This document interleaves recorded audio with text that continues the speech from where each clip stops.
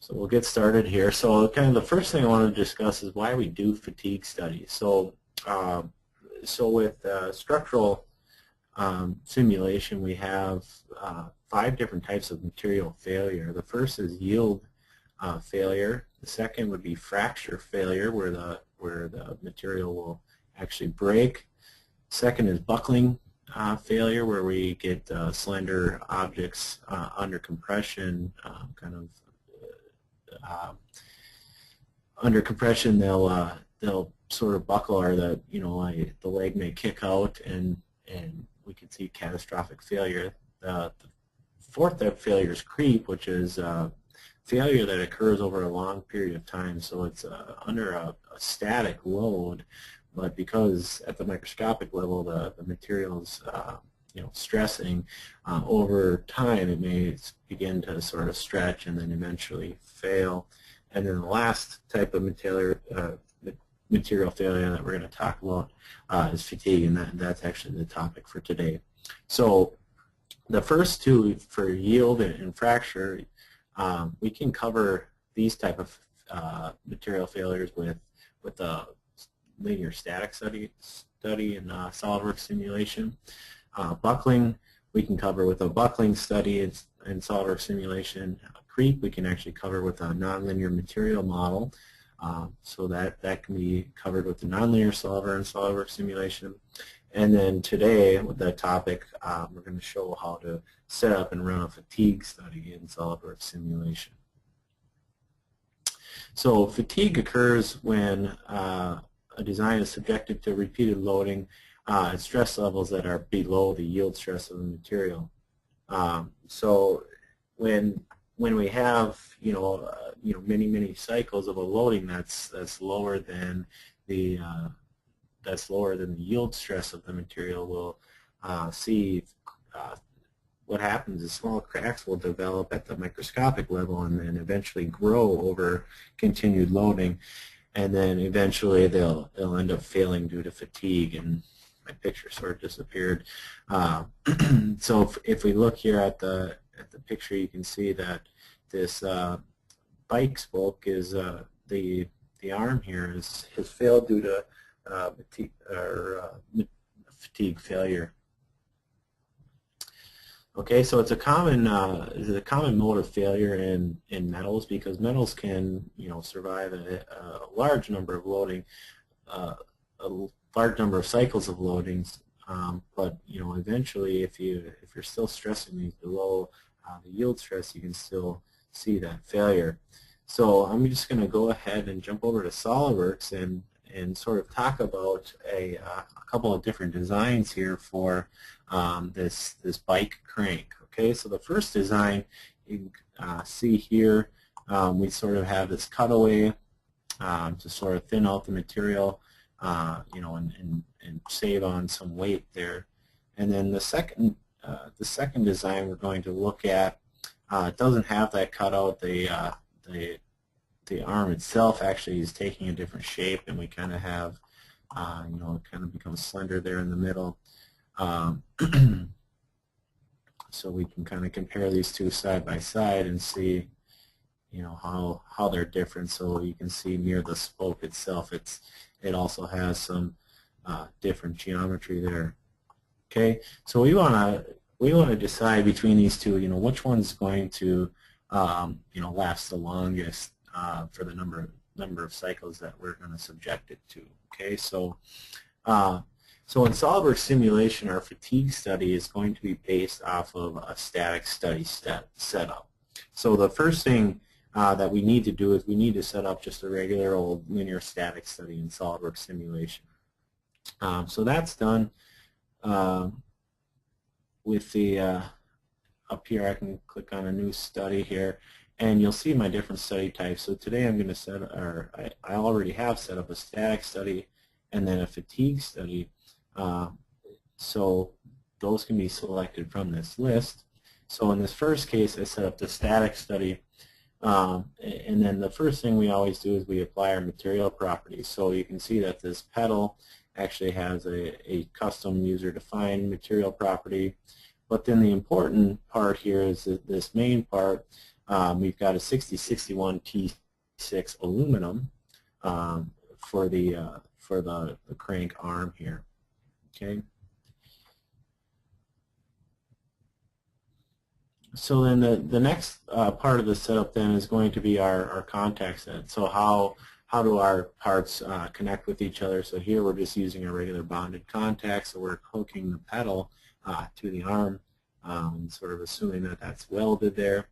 And then we have kind of our fixtures. So we've set up some fixed hinges at the locations where the spokes would meet up, or where the arm would meet up with the spokes, or with the gear, and we can see that with the fixed hinges, these cylindrical faces are going to be held sort of from moving. So we're sort of fixing these hinges, and then we're going to push down with a load of 325 pounds on the pedal. Okay, so this is sort of the test setup that we want to run. So again, we can see when we have these spokes, or when we have the spokes here fixed and we push down at 325, we're going to see some stresses develop. So I've gone ahead and already run this. So if we look at our stress value, we can see that we get a maximum value of 251 here. Okay, so you can see sort of inside this cutaway that we have some high stresses. If I turn it to the back side, you see that we have lower stress, but it looks like, if we're going to see fatigue failure, it's going to be in one of these two areas. Okay. So then the next part of the fatigue study is to actually set up and run a fatigue study itself. So again, from the list here, I can choose a fatigue study. I'm doing a new study. So if I jump over to the fatigue study that I've already run, we can see again the thing we need to do with the fatigue study is set up our material, and of course our crank arm here needs to have a specific material property. So if I jump back to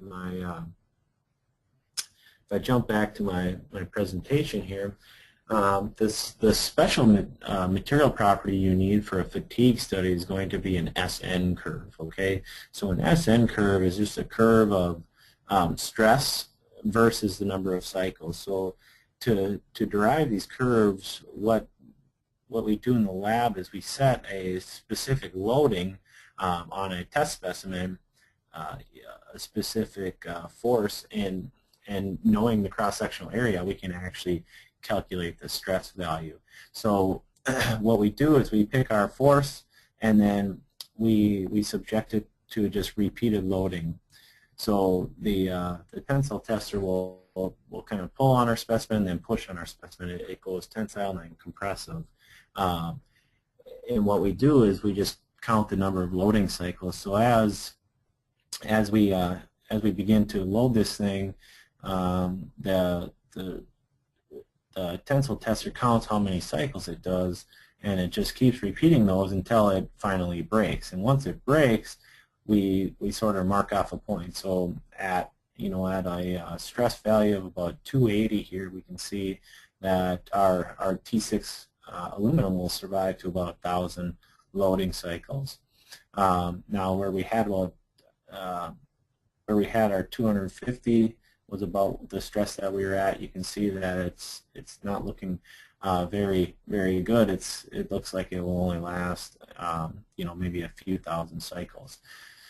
So you can see that as we as our stress value lowers, you can see we can survive many more cycles, up to tens and hundreds of millions. Okay, so as the loading decreases, the number of cycles, of course, increases. So our material curve is here, and if I jump back into SolidWorks, you can see that we've got that set up. So if I right-click you can see as part of my fatigue setup, I need to set up my fatigue SN curve. Okay, so here I'm just putting in the number of cycles versus our stress, alternating stress value. Okay, so we can see that table that I just showed has been entered there. So when we apply that, to our part, now it has the information needed to calculate the fatigue. So next, I need to set up an event. Okay, so an event is just defined as how many cycles am I running my static study. So the previous static study that I set up, just a 325-pound load with the fixed ends here, we want to run that 7 million times. Okay, so we want this crank to be able to survive 7 million cycles. So you can see here in this top line, I enter 7 million cycles, and then we're going to do a zero-based loading, meaning it's going to go, the alternating stress is going to go from 0 megapascals up to that 251 in the highest locations, and then whatever the stresses were for each node in the model. So really the number, or the alternating stress value is going to be different everywhere. So under this loading, we're going to get different stress values, of course, everywhere in the model. So for each cycle, it's going to at each point in our arm here, it's going to stress up to the level we saw in the static loading study. Okay, so then down here you can see I've selected my static loading study to base the number of cycles off of. So we can accept that, and then at that point I can quickly run the model. So this, fatigue studies, after the static studies run, the fatigue study is actually very quick. It's solved within seconds. So once I'm done with that, I can look at the first thing here is going to be a damage plot. So a damage plot will show us where our fatigue is going to occur. Now, a damage percentage of 100 signifies that we have fatigue failure. Okay, so 100 or anything above that will be a fatigue failure for us. Okay, so basically, if for example, here you can kind of see we've got some green and blue. So for example, in this location, it's at 50% damage. So what 50% damage means is we've used up about half as many cycles as we set in our event. So at this point it would survive up to about 3.5 million cycles. But you can see we do have 100% damage here, meaning that with 7 million cycles, we're seeing fatigue failure in that location. So the damage percentage is an indicator of it, if something is going to fail due to fatigue, and it sort of can be an indicator of how many cycles it can survive through, or how close we are to fatigue failure. Okay. Now the life plot is actually very similar to the damage plot. The life plot will actually show us how many cycles it survive. A certain location can survive at that stress level. Okay, so in this case, you see right in the middle where our highest stress value was. You see that we can only survive about 700,000 cycles. Okay, so you see that everything below the 7 million mark is shown there. Okay, so that's where we saw the fatigue failure. Okay, so in this case, this arm doesn't survive, so we're going to see cracking develop along the edge here. So this doesn't survive the required 7 million cycles for us.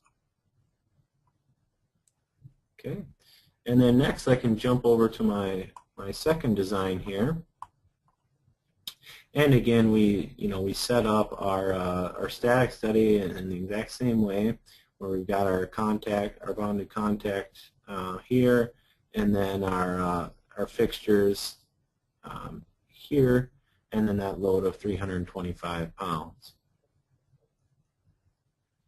Okay, and now when I look at a stress value, we can see we get a stress of about 211, and that occurs actually over on this back side.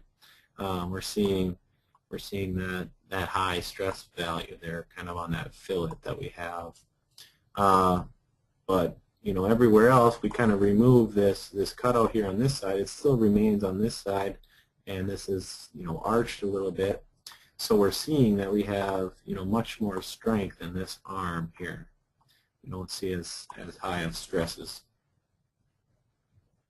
Okay, so then if I jump over to my fatigue study, again, the same material property was defined where we set up our aluminum SN curve. And then we did set up the 7 million cycles for this static loading. And then here we can, of course, look at our results. So on this side we look good. We don't really see any hot spots. But then if I kind of turn around here, you can see that we have, you know, some spots that do light up a little bit. So if I right click here and go to chart options, I can actually show the maximum location. So you can see here at this point where we saw the high stresses, we have a damage of 64%. So this means that we've used up 64% of the number of cycles we can actually have. Okay, so the 7 million cycles is only using up about 64 or 65% of our life. Okay, and we see about the same value up here as well. Now if we look at the results, or if we look at the life plot, you can see that the number of cycles that it can survive is actually, oh, I got a warning for network problems, but it looks like it's okay. So here we can see that the number of cycles we can survive is actually about 10 million, okay? Or 10 or 11 million cycles. So this appears to be a much better design for both yielding stress and also for our fatigue analysis.